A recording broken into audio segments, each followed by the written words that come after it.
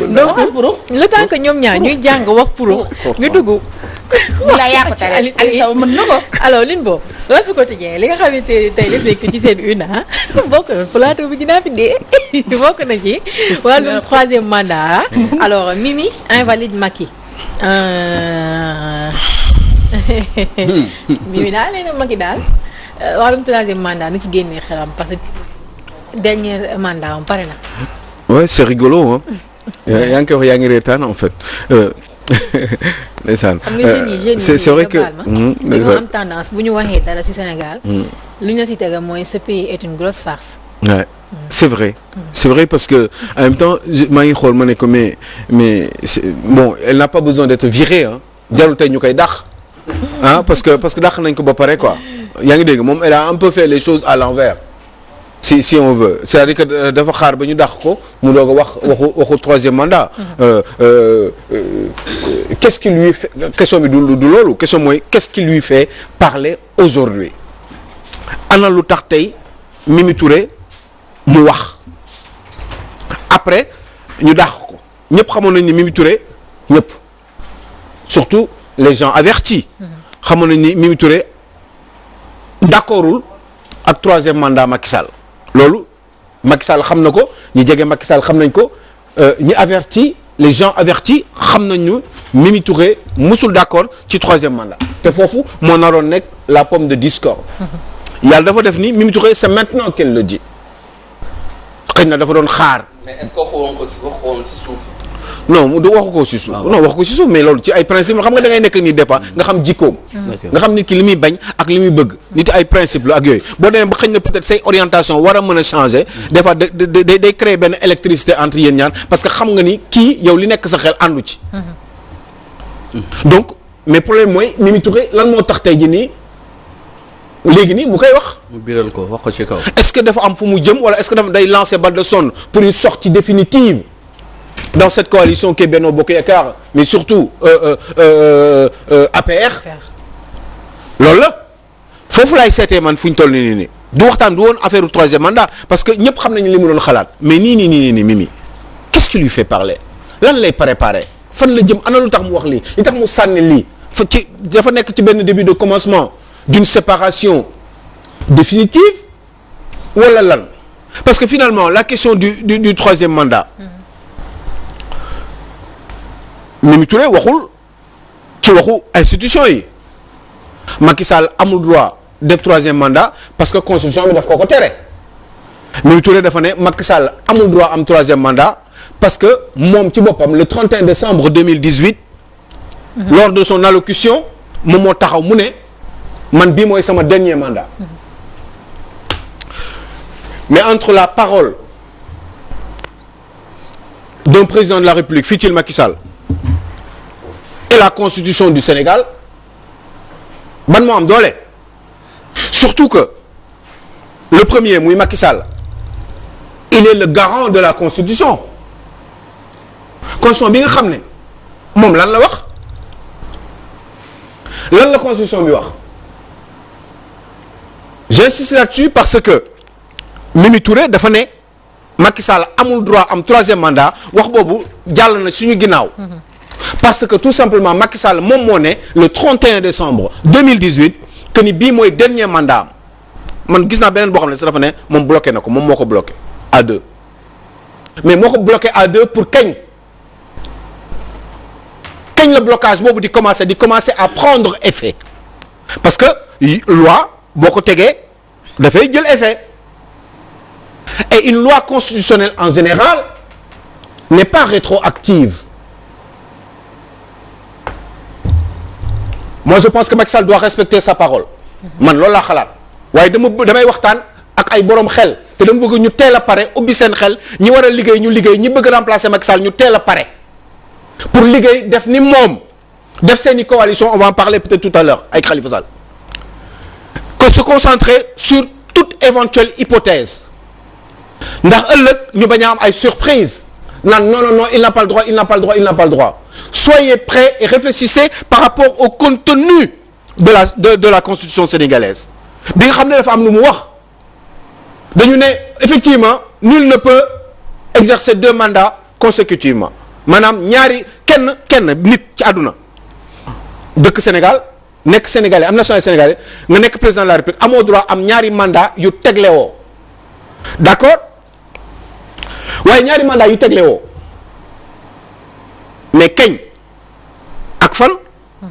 waaw mais Aliou Cissé kañ ak fan boobu xam Aliou Sow Aliou Cissé maa ngi lay nuyu Aliou Sow surtout que j'ai pas de lox. voilà j'ai la boule à zéro ba tey waaw parce que xam nga kañ ak xaw ma lan loolu ngay wax noonu laa mënul dégg wala bokk la xel mënul nangu xamul tax dafa am lu ko jiitu mooy kaaw Abdoulaye Wade c'est-à-dire cas bi dafa similaire dafa bokk ñu ne woon mënul am waru présenté wu waxuma sa troisième mais waru présenté troisième pour une troisième fois kon bañ moom mu loolu inspiré que ñu ni dañuy dem def référendum kon je pense que kon loolu pour man féete na boor c'est-à-dire waruñu sax na naan parce que Abdoulaye Wade Maxu il faut nga pousser cette réflexion boobu xam naa fi nga bëgg a jëm. président Abdoulaye Wade loolu la waxoon ni dëgg la loolu dëgg la commencé wul woon si premier mandat bi. parce que après d'accord mais kon même chose. mais si le mais Maxu d'accord naa li nga wax. mais pourquoi kon kay léegi mais xoolal dama la si ñu doon bind kon. c'est-à-dire tamit. yaa ngi mais yaa ngi ñëw. waaw mais il faut qu'on soit sérieux kii. non ñi jiite. mais bu la neexee def lu leen neex. waaw léegi. balaa ngeen doon wax waxu ay LGBT ay constitution bi dañ ko nar a changer pour jox. droit góor jigéen yi. non déedéet du foofu dañuy réfléchir. non d'accord loolu c'est des remarques qui ont été faites mais il faut qu'on réfléchisse Maxu xam nga la laa bëgg. dama bëgg Maxu. mënoo ñëw après nga xeet Maxu mënuñu yam foofu comme on n'a pas 1 heure wala 2 heures de temps mënuñu yam foofu Maxu il faut qu'on réfléchisse en profondeur dama lay wax man li yoon li mu wax man Macky Sall li mu wax ak yow li nga wax benn la yoon moo nekk ci seen kaw yow Macky Sall boo leen waxee la même chose et que yoon wax leneen li yoon wax la ñuy ànd parce que loolu la yoon wax tax dañ ko voté ay nit ñoo ko voté voté boobu nag mooy indi loi la loi elle ne dispose que pour l'avenir et elle n'a point d'effet rétroactif xam nga mooy lan joxe ci wolof mooy loi yoon buñ ko defaree dafa tënku pour avenir pour li ci kanam amul effet rétroactif du dellu ginnaaw waaye nag bi ñu la waa waxee loolu ba pare dafa am leneen lu mu ci teg dafa ne sauf décision expresse du législateur sauf ki créé loi bi mu ne man loi bii ma bind nii li ci ginnaaw bokk na ci bu loolu mooy tudd une disposition transitoire bu ko leeralul déglu bu baax li ma lay wax sama sauf bi am na si sauf bi am na si amu ci loolu déggoo ma xoolal li ma wax du dañ de réew mi xoolal damay xalaat nag non bi affaire bi mun na nekk affaire de bandi xam naa da nga naan doxu bandi doxal doxu bandi bindal bindu bandi xalaatal xalaatu bandi fii mun na doon xalaatu bandi ak bindu bandi lu leer laa la wax damal ne yoon dégg nga mu wax li ma la wax ci dëgg léegi nag dafa ne après sauf bu fekkee ni loolu am na loi ci kanam rek la bu fekkee ni dañ ko nar a dellool ginnaaw il faut que ki bind loi bi voté ko il faut mu leeral ko ki bind loi bi ci ginnaaw leeralu ko leeralu ne moom mandat bële bu njëkk ba bi mu amee ak Abdoulaye Wade ci constitution 2001 bi boobu bokku ci leeralu ne boobu ci la bokk te loolu ce qu'on appelle une disposition transitoire mooy def loolu moo ko war a leeral ne d'accord naa loi ne dispose que pour l'avenir loi ca kanam kese la waaye bii ci ginnaaw aussi man représentant réew mi di voter pour réew mi ñun député yi ñun législateurs yi ñun nee nañu bële ca la bokk ñu leeral ko ci kayit bi demal xool constitution bi. waaw léegi xam nga man lu ma bëgg a laaj. yow Maxu jàppal baax li ma leen waxaan dégg. waaw yow Aliou Sow. ndax du dañ. yow. yaa ñu gën a fii ci plateau bi yaa ñu gën a màcc ci wàllu. constitution ko waaw nañu wax dëgg. waaw yow sa xalaat yow est-ce que comme ni nga ko waxee man ci constitution laa jëm man dematuma ci Macky de man léegi man ci constitution bi laa jëm man yow ni nga jàngatee constitution bi. am na droit am troisième mandat waaw wala déet man loolu laa bëgg a xam. ni ma jàngatee constitution bi mais pourtant tontu naa xam li ma jàngatee constitution mooy lan xam lan la non en fait dafa bëgg ma gën a leeral li ma wax. mais pourtant wax naa ko dama ne. yow non néew ma dama ne yow ni nga ko gisee ni nga ko jàngee ak ni nga koy jàngee. waaw ak ni nga ko waxee. waaw yow lan moo ci sa xalaat yow. man samay xalaat mooy xam nga mooy lan xam nga sama xalaat. mais mooy Macky Sall. na gaa yi fagaru. na gaa yi fagaru. xam nga comme bindu bandi la ak xalaatu bandi il faut que ñin jàkkaarloo ak ñoom. ñu def doxalinu bandi. maanaam ñu teel a pare def li ñu war a def te xam naa ne après nañ ci dellu soir léegi ak Fatou ak Khalifa Sall qui est en train de faire une grande coalition je pense que ni bi gars yi di fëyi naan Abdoulaye Wade bokk naag bokkul Macky Sall il a été faire le tour du Sénégal ñëw dóor mu daanu jël deuxième gars yi ñi ko bañoon ñëw ànd ak moom par force jàkkaarloog moom dama ne xam nga lan la ñu war a def Macky Sall en principe li ko taxawoon a jóg moom pour mu constitution bi moom moo ne dama kaa bloqué kon intention bi muy jël kayit yi moom di ko jébbal assemblée nationale pour ñu voter ko c'était pour que ñu bloqué mandat bi que moom sax mu bokk ci moom loolu moo nekkoon ci boppam que moom mu bokk ci ñu bloqué ko affaire bi problème moom mooy d'accord loolu la ñuy wax sénégalais waaye binduñu ko. comme lu mu waxoon sénégalais bi. dégg nga ma ko yow Cheikh Tidiane Gomis. moom Macky Sall intention te dañu ne constitution bu amee ba am lëndëm wala loi am lëndëm xam nga looy def. ñu yëpp di poser ay question da ngeen di dem seeti bi ngeen di bind loi bi da ngeen dem seeti yéen bi ngeen di bind loi bi ana lu leen taxawoon a jóg loolu leen taxawoon a jóg on va considérer que ni mooy le problème la question d'interprétation léegi yow boo leen demee seeti lan moo taxoon ngeen créer loi boobu loolu lay loi bi di tekki en dernier ressort da ngeen wax li ma wax boo leen demee ba am problème ci benn loi ngeen naan moom la wala moom bokk na wala bokkul ci la wala du ci la wala nekku ci da ngeen dem seeti loolu bi ñu koy bind ana lu taxoon ñu bind ko te li taxoon ñu bind ko maanaam expérience su Abdoulaye Wade bi. loolu la ñuy laaj expérience Abdoulaye Wade boobu nag ak problème bi amoon. loolu la ñu bëggoon defar moom moo tax mu defoon loolu. waaye bi ñu koy defar. ana defareen bi tabax bi dafa am ay bën-bën. tabax bi dafa am kiiwul dafa am ay prox ndool. c'est ça non. yow prox ndool noonu la. ngeen xool ak soxna xaay bu métti ngeen tawaate.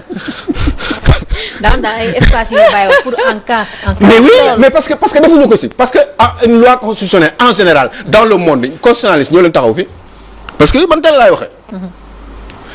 une loi constitutionnelle en général dans le monde n'a jamais été rétroactive. d'accord léegi il faut ñu daal di daw wax ci keneen koo xam ne. dégg ngeen bu baax li ma wax. jàpp leen li ma leen wax maanaam kenn du ci dellu en général dans le monde. kenn du ci jurisprudence àdduna ci constitution une loi constitutionnelle elle n'a jamais été rétroactive. ba léegi waxagoo ma sa xalaat yow. li ma xalaat waxuma la ko. yow mii. man li ma xalaat mooy li Macky Sall wax. kon yow da nga xalaat ne. xam nga ndaw sa question yow da nga ni ko. ndax mën na ko nekk wala mënu ko nekk loola la laaj troisième mandat. man sama xalaat xam mooy la mais man je pars du principe que man en tant que nit. que nit ci àdduna. lépp lu mu wax. da ko war a def. c'est d'une évidence te bu paree xam nga tey jii nii boo jëlee këyit bi nga tegal ko Macky Sall photo bi ak image yi ak ay en fait teguñu image nii que c'est Cheikh Diallo ñu bind ko dañ ko tegal muy wax te foog naa ni Macky Sall la woon kooku doon wax noonu. nee na man maa bloqué affaire bi wax ji jeex na. je suis à ma seconde et dernière. maa ngi sama second ak dernier mandat. xam nga loolu rek waroon na mën a tax sax même bu fekkee noonu erreur boobu admettons que erreur la woon mu delluwaat ci constitution bi mooy président de la République am na majorité. jébbal ko assemblée nationale ne sama gars yi lii nii dañ ko fàtte woon bindal leen ma ko ci waaye waxal leen ma ni mbir mi leer na. waaye bu demee ba defu ko mooy c'est d'une évidence que ni Macky Sall va se présenter pour une troisième candidature. Une dernière chose pour terminer sur ce coup-là. benn bu mujj moom mooy Macky Sall en 2016 il a écrit un courrier au Conseil constitutionnel lui demandant dafa bind wolof lay wax lettre Conseil constitutionnel ne leen est-ce que yéen mandat bi ci la bokk. constitutionnel nee na ko mandat bi bokk ci. mooy bu 7 ans bi mu doon def noonu. moom moo bind lettre moom conseil constitutionnel laaj ko ne ko conseil constitutionnel dama bëggoon xam ndax sama mandat bi ci la bokk. ñu ne ko bokk ci conseil constitutionnel ne ko mandat bi bokk ci. conseil constitutionnel boobu moo fi nekk ba tey ak ay nit ak ay nopp ak ay karaw ak ay costume ak ay machin. ak ay gens yaa ngi dégg ces gens là ñooñu mu ñu dellusiwaat en 2024 Cheikh Tidiane Gomis 2024. naan la ci la bokk di dédire. yow li nga waxee moo ci nekk yëfu bandi la. li ma wax du deñ mun na nag erreur xam nga xam ne yëfu bandi la leen rek mooy tax ñu xam yëfu bandi la doguma la rek 30 secondes leen rek mooy xam yëfu bandi la leen kese moom mooy moom mu dellu si waat du yëfu bandi quoi yéen leen kese mooy tax ñu yaakaar ni du yëfu bandi rafet ci njort ñu xalaat ni erreur la moom mooy mu dem rectifier ko parce que il a encore une majorité qui lui permet de rectifier ça au niveau de l'Assemblée nationale def ci disposition boobu mu leer nañ mu leen léegi bindal leer na leen ni lii ci la bokk wax gi jeex si bu ko bëggee waaye du ko def. bu ko naree. Aïcha donc dañuy daal di daw rapidement jëlali Vox Populi wax ci keneen Khalifa Sall. série de rencontres avec les forces de l'opposition Khalifa Sall tisse sa toile pour bâtir un front anti-Macky moom mel ni jamono ji ñu ngi doon wax ay comme mi ngi nekk di gisante Macky Sall ci suuf waaye fu mu ne nii leneen le contraire la ñu gis ndax moom Khalifa Sall daal mu ngi nekk di wër di seeti yenn ci ay opposants pour taxawal benn front bu dëgër.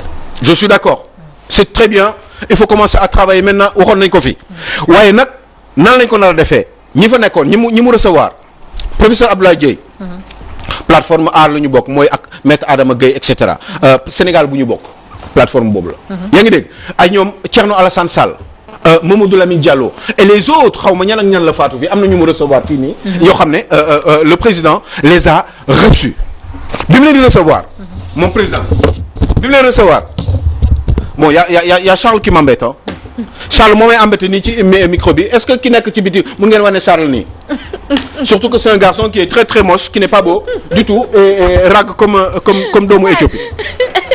tuddul rag nag ngay am foofu mais ana ki nekk ci machine lu tax mu fixé affaire bi sur le quotidien mënoon na wane Charles. bu dee da ngeen wax ni kii c'est un homme de l'ombre. moom moo ko bloqué. moom moo ko bloqué waaw moo xam li mu def. wax nga dëgg. léegi yaa ngi doon wax Khalifa Sall yaa ngi doon cité ñi muy gisee jamono ji. non xam nga ñi mu gisee ñu ngi nii ñoom Thierno Alassane Sall xaw ma ñan ak ñan la. Ousmane Sonko et cetera. Cheikh Tidiane Dièye moom mooy le patron de plateforme Sénégal bi ñu bokk bu maître Mame Adama Gueye. Abdoul Mbaye aussi. Mamadou Lamine Diallo donc ñooñu ñuy dajal. c'est pour que jóg pour xeex ak Macky Sall pour soi-disant changer les choses waaye xam nga bala ngaa changer mbir il faut nga seet nan ngay yeggee ci mbir mi ba téye ko pour mën a changer. il faut qu'ils arrivent ñoom il faut que ñu réussir à arriver au pouvoir te pour ñu yegg si ci nguur gi nan la ñu war a def foofu la ñu war a xalaatee léegi nii réflexion maintenant tout de suite en toute sincérité mais en toute honnêteté entre ñoom ñu bëggante ci seen biir Sénégal rek tax leen a jóg. ñu def benn affaire au dernier moment. regardez ñi nekk fii yëpp genn wàll gi yëpp. Idrissa Seck lañ jàppale ji woon Mamadou Lamine Diallo te lan ngay wax Idrissa Seck te loo koy wax moment boobu Ousmane Sonko mi ngi fi woon pourquoi jàppale wu leen ko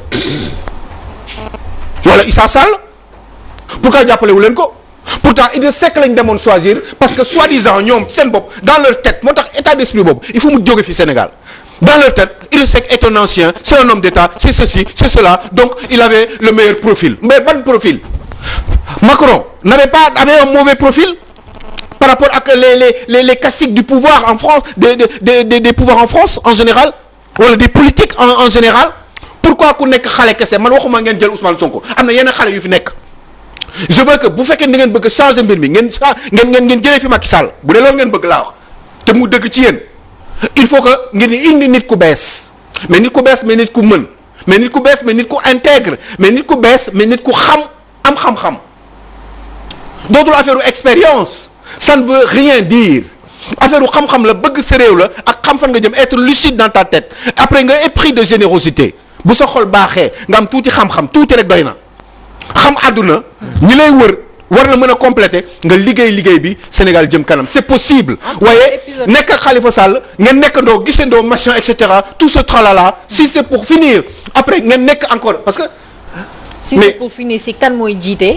parce que xam nga Fatou man du ma wax mu ngi mbir par hasard xaw bu ma ko waxee nii c'est parce que man dama xam liy ñëw après. parce que expérience am na fi Ousmane Sonko daje na fekk Abdoul Mbaye pour ñu def coalition pour élection législative yi. d'accord yu bari jot na fi am ay coalition mais au dernier moment Mamadou Lamine Diallo bi ñu ko laajee lan moo tax nga jàppale Idrissa Seck mu ne ma 18 points sur les 20 points yi mu teg moom 18 points yi ànd na ceeg moom mais point kese moo tax ci ne mais nit ki bu nekkee si nguur gi mun na changer. donc yooyu assise nationale Macky Sall si ñëw ko woon. alors am na lu ñu promettre woon téléspectateurs yi mais xam est-ce que duñ ko écho ba suba mooy les 50 personnalités là de cette année yi ñu def ba tax ñëw kii leen ko wax parce que xam naa ñu ngi ko doon